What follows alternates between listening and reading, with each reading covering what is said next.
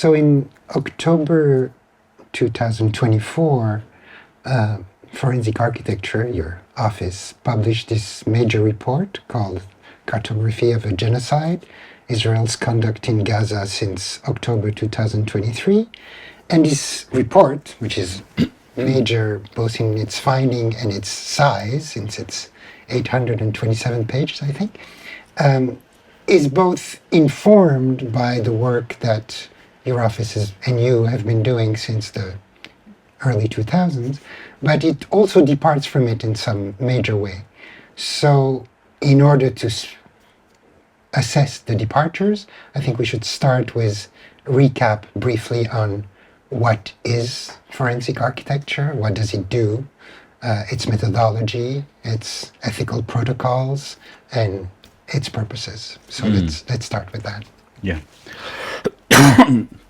So the kind of prehistory of forensic architecture is a project I was undertaking, a mapping project that was undertaking together with B'Tselem, the Israeli human rights organization, in the occupied West Bank in the first years of the 2000s, during the time of the Intifada.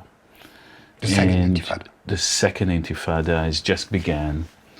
And Edward Said has published this article in the LRB calling for a countercartography of Palestine and lamenting the fact that, in fact, the Israelis control both the territory and its representation. It called for a kind of cartographic turn, and something like that inspired very much a group of, us young activist architects, and we started mapping out the crimes committed on the drawing board, meaning the design aspect, the planning of the settlements. There wasn't a map at the time. We had to travel through the West Bank, which was, kind of an area undergoing quite intense confrontations, in order to understand the way in which architecture and planning has been mobilized as strategic tools. And we thought if the crime of the occupation is perpetrated through architecture, that architectural techniques would help expose it. And out of that came a report that tried to our understanding, for the first time, to incriminate architects in human rights violations. So you'd think about the people that normally are considered to be the perpetrators of human rights violation being military personnel, politicians, police forces sometimes. And here crimes or human rights violation and war crimes were committed on the drawing board in the way lines were drawn, in the actual shape of settlements that were meant to cut apart, control the space, and create an unlivable zone for Palestinian, meaning all the arteries were actually chopped apart by the way in which the settlements were located, planned very much by architects that were previously military personnel. So they knew how to control space by cutting the arteries, taking the control points above, enveloping Palestinian-built fabric from all around, so that to constrain its possibility. And then later on, I started imagining when, and it was when that map and that report was one of the main evidence in the 2004 ICJ case against the wall.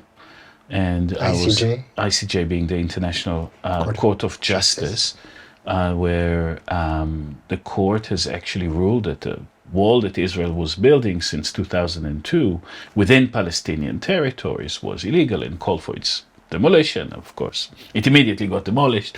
But that was, I was seeing that evidence being part of not only a legal process, but a legal process that was wrapped into a social movement and an anti-colonial project, because the failure to comply with the 2004 ICJ ruling is one of the starting point of the BDS, a movement for the boycott, disinvestment and sanction of Israel that has gained huge prominence within the conflict. And so again, I've learned two things out of that. One, that what we architects can draw and do can be taken quote-unquote, seriously by grown-ups in the international system, and then that cases need to be not confined to court, but part of a larger political movement. And that's how we've worked since. And then, I had a chance. I got a grant from the ERC around 2010 and 2011 to actually formalize a kind of a subdiscipline of architecture that we called at the time forensic architecture. We did not really understand it immediately to be what it is today. It was originally understood to be, kind of those type of territorial mapping and also an analysis of urban warfare that I was doing a lot of work on. More or less understanding the building as in an analogous way to the cadaver in, forensic anthropology. You look at the building, you look at the traces of the ruin of the building and reconstruct, maybe also like an archaeologist, what are the forces, physical forces, blast or, the blades of a bulldozer or gunfire that you can read from the material fact of the architecture. So we started developing modes of modeling and understanding cities undergoing urban warfare. And of course, at that time, in the early 2000s, in the first decade of the 21st century, cities became the targets of in a number of conflicts, across the sort of neo-colonial frontiers of Iraq, Afghanistan, Palestine, and in these places.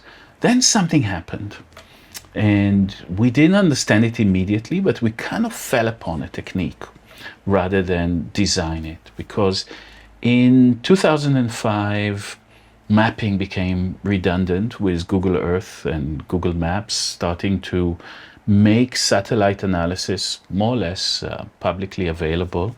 Of course, not in a resolution that we have today, not in a frequency that we have today, but you didn't need to map.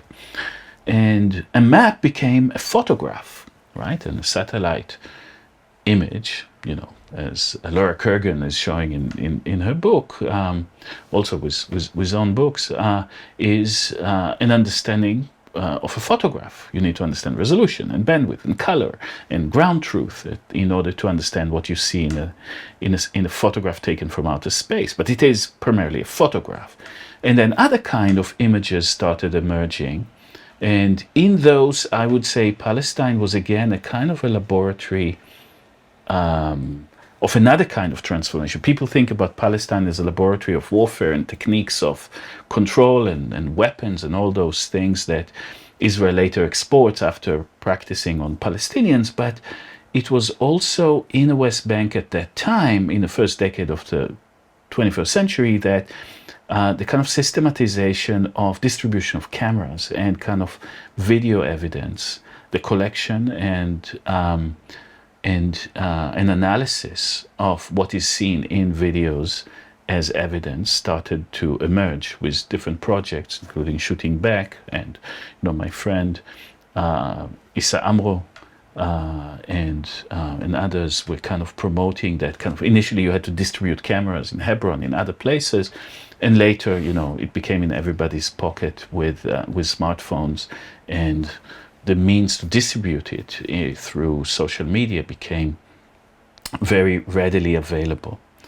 And then the problem was not so much about those trophy videos, because you had those videos that in the same frame you see a perpetrator and you see a victim and you see an act, and that is very easily packaged and it could go on social media. And still today these go and become the viral images. But for every one of those that you have hundreds, if not thousands, of cases where you have fragments, where you have a video of something just before something occurs. In another video, you have the sound of a gunfire, but you don't see what happened. In another one, you see a car rushing. In the other one, an ambulance is coming. In yet another video, you see civilians running away from a place with white flag.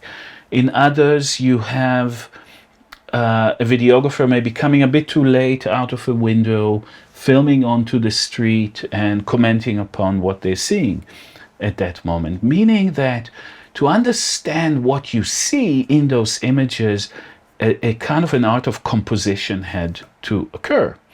And then, you know, in the sort of open source revolution, when those became readily available, it wasn't really about finding that one video, it was about composing. And in order to compose, you need to do two things, very technical. You need to geolocate and you need to synchronize the videos. You need to know which video came first, what is the order of time in the videos, and what each video is capturing in relation to the other. Meaning the way of looking at videos was not so much for what they show, but for hinges to others.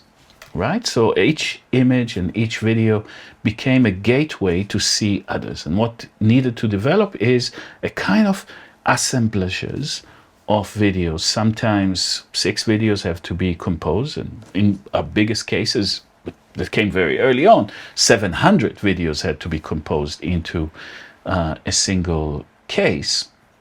And we realized that not the one way to do it, the only way to do it is via architectural models. And we had them ready, and we fell upon that technique. At the same time, Bellingcat was starting to geolocate in a very rudimentary manner, simply on satellite images with a kind of cones. But when you needed to understand things in a bit more complex way, you needed to build a 3D model, say, of a part of a city or a street. You needed to locate each camera within that model, and then each camera is moving, so you need to, you know, kind of like model the movement of each camera. And you need to start studying not only what's in the frame, but what's outside of the frame, and what's the relation between one frame and the other. And only 3D models can do it. And we had that. We had the people to do it. And very, very fast it caught the attention of the people that were doing analysis. And the first cases were drone strikes in the Pakistan-Afghanistan frontier, where we could actually start showing against the Obama denial that those were taking place, what was happening there. And at the time also, Bellingcat and Forensic Architecture were working very closely later, you know, kind of not parted way, but, you know, we built the capacity. We were kind of complementary in our capacities. Bellingcat was very fast in hoovering in a lot of videos, doing the first sync and geolocation, and we were like slow into building the images into a studio. The kind of the architectural model was the optical device within which you could see, the only way in which you can understand the relation between things. But there was another ideological component to this project, and that was a certain kind of anarchic disruptor kind of joy at the time. We came out against, very, very clearly against, the traditional investigative journalism approach that you know, the greatest investigative journalists are those that have connections in the halls of power, that know how to cultivate those connections, reward them, sometimes, you know, do the kind of give and take that you need to do in order to keep your source happy, and then would get the kind of the file that would leak, or the deep throat that would give you the material about this massacre in Vietnam or somewhere else. And we said we don't speak to anyone. In fact, the secret is already out there. And that's a different conception of secrecy. It's not that there is a wall between the domain of the secret and the domain of the public, but every secret policy leaves traces in the visible world, and it exists as videos or as receipts or as flight paths that exist, you know, and this is how also the extraordinary rendition policy, the most secret policy at the time of the CIA, was exposed by amateurs that could just connect fragments, you know, like the evidentiary flotsam that, you know, this receipt with this photograph and this photograph with this flight path, and finally you had the kind of the assemblages of images that came from open source. And it became an ideology of kind of like, we do journalism and we do human rights differently. So it disrupted the field of investigative journalism, but it also disrupted the field of human rights, because human rights still in the early 2000s was very much based on a very empathetic interviewers who coming after the fact into a place and ask you, well, what did you experience, and take notes in a paper and reproduce your testimony, and there become the conduit for testimony.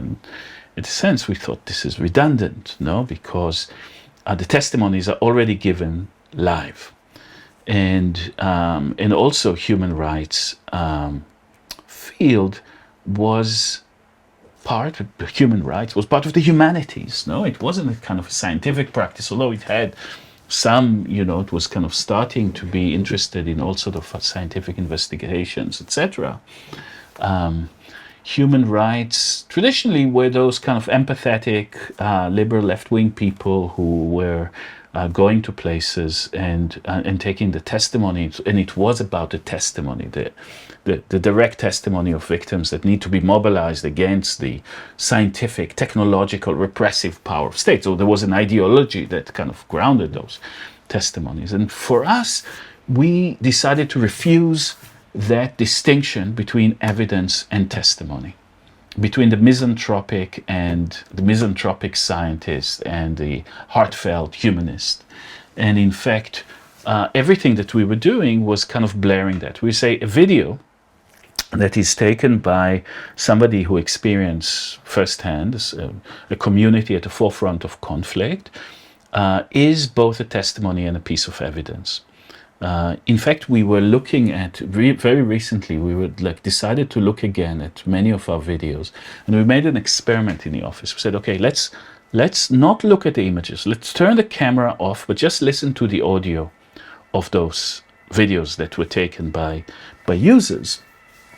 And interestingly enough, all of them, almost every person that records a video in real time leaves an audio signature on that. Sometimes they cry, sometimes they shout, sometimes they curse, sometimes they pray, sometimes they try to intervene, sometimes they narrate very clearly, sometimes they narrate very passionately, but there's always a trace of the subjectivity of the experience of the person that is encoded over the image that shows the materiality and the physicality of what is happening. And so you have evidence and testimony intertwined in that video, and we treated them as an entangled thing. So when we call it a forensic architecture, it's not that we refuse this sort of testimonial, humanistic, heartfelt approach. We had that. We felt very, very, very close to the witnesses, but we